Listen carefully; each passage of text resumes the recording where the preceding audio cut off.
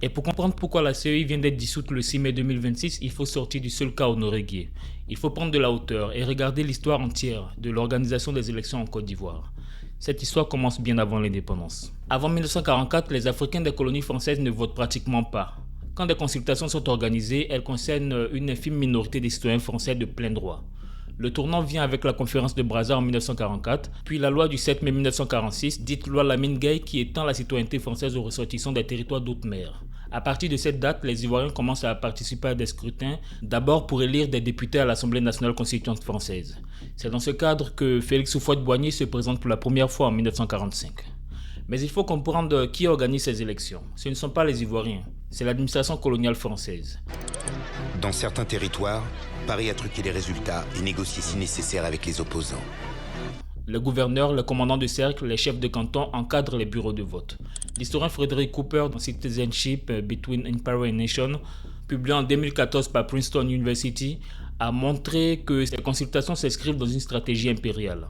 Il s'agit de coopter des élites locales disposées à perpétuer les liens avec la métropole. La loi cadre de fer du 23 juin 1956 introduit le suffrage universel et le collège unique dans les territoires d'Afrique noire. C'est un progrès considérable, mais l'organisation matérielle reste aux mains de l'administration coloniale. L'élection n'est jamais neutre. Elle reste un instrument de gestion de l'Empire. Deuxième période, de l'indépendance à 1990. Le 7 août 1960, la Côte d'Ivoire devient indépendante. Le pouvoir revient à Félix Houphouët-Boigny et au PDCI-RDA. Je proclame solennellement l'indépendance de la Côte d'Ivoire. Et là, un fait souvent oublié. Pendant 30 ans, il n'y a pas de véritable élection compétitive en Côte d'Ivoire. À partir de 1960, en effet, le PDCI devient parti unique de fait. En 1990, il sera parti unique de droit dans la Constitution. Pour les élections présidentielles de 65, 70, 75, 80, 85, Houphouët-Boigny est candidat unique. Il obtient officiellement des scores oscillant entre 99 et 100% des voix. Pour les législatives, une seule liste est présentée, celle du PDCI. Qui organise ces scrutins ? Le ministère de l'Intérieur, l'administration territoriale supervise toute la chaîne. Établissement des listes électorales, impression des bulletins, transport du matériel, dépouillement, centralisation des résultats. C'est le système que Schedler qualifierait d'autoritarisme électoral pur. Grosso modo, l'élection existe, mais l'arbitre est l'un des joueurs et de surcroît le seul joueur. Il faut comprendre que ce système pendant 30 ans a été présenté comme le modèle de la stabilité ivoirienne. Le politologue français Jean-François Bayard et le politiste Yves-André Faure, dans des travaux des années 80, parlaient d'État PDCI pour décrire la confusion totale entre l'État et le parti. Cette confusion n'est pas anecdotique, elle est structurante. Elle va façonner pour des décennies l'idée même de ce qu'est une élection en Côte d'Ivoire. Troisième période, le multipartisme sans réforme structurelle. En avril 1990, sous la pression des manifestations et du contexte international post-mur de Berlin, Félix Houphouët-Boigny autorise le multipartisme. Quelques semaines plus tard, il affronte Laurent Gbagbo lors de l'élection présidentielle d'octobre 1990. C'est la première élection compétitive de l'histoire ivoirienne. Mais qui l'organise ? Toujours le ministère de l'Intérieur. Aucun changement dans l'architecture institutionnelle. Houphouët-Boigny l'emporte officiellement avec 81,7% des voix. Gbagbo conteste les résultats, mais ne dispose d'aucun mécanisme institutionnel pour le faire. Cette configuration va se reproduire en 1995 sous Henri Konan Bédié, dans des conditions encore plus problématiques. Le RDR d'Alassane Ouattara, créé par Gianni Kobeno en 1994, et le FPI de Gbagbo boycottent le scrutin. Bédié l'emporte officiellement avec 96% des voix, mais le pays sort de cette élection divisé. Et la question de l'arbitrage électoral devient l'enjeu numéro 1 de la vie politique ivoirienne. Avant de poursuivre, deux mots. Les amis, j'ai créé Côte d'Histoire pour réconcilier les Ivoiriens avec leur histoire. Pas l'histoire officielle, l'histoire lycée ou l'histoire hagiographique. L'histoire telle qu'elle a été, avec ses zones d'ombre, ses figures oubliées, ses contradictions.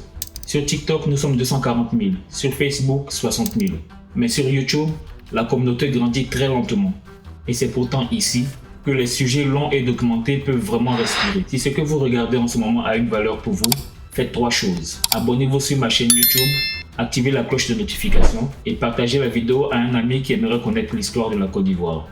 N'oubliez pas, c'est pour le futur que notre quatrième période, la plus brève et la plus instructive, celle qui concerne cette vidéo, c'est la parenthèse CNE. Comme je l'ai expliqué plus haut au début de cette vidéo, la jeune de Robert Gueye crée en avril 2000 la Commission nationale électorale, CNE. C'est la première fois depuis l'indépendance que l'organisation des scrutins échappe formellement au ministère de l'Intérieur. C'est aussi la première fois qu'un universitaire neutre comme Honoré Gueye est placé à la tête de cette structure. Mais l'espérance ne dure que 6 mois et elle se termine le 24 octobre 2000 par l'enlèvement de Gueye et la dissolution de la CNE. Mais cette parenthèse a planté une graine, l'idée qu'un organe extérieur au gouvernement pouvait organiser des élections vient de faire son chemin. Cinquième période, la CEI. Créée par la loi numéro 2001-634 du 9 octobre 2001 sous Laurent Gbagbo, la CEI est sur le papier une autorité administrative indépendante. Personnalité morale, autonomie financière, composition élargie aux partis et à la société civile.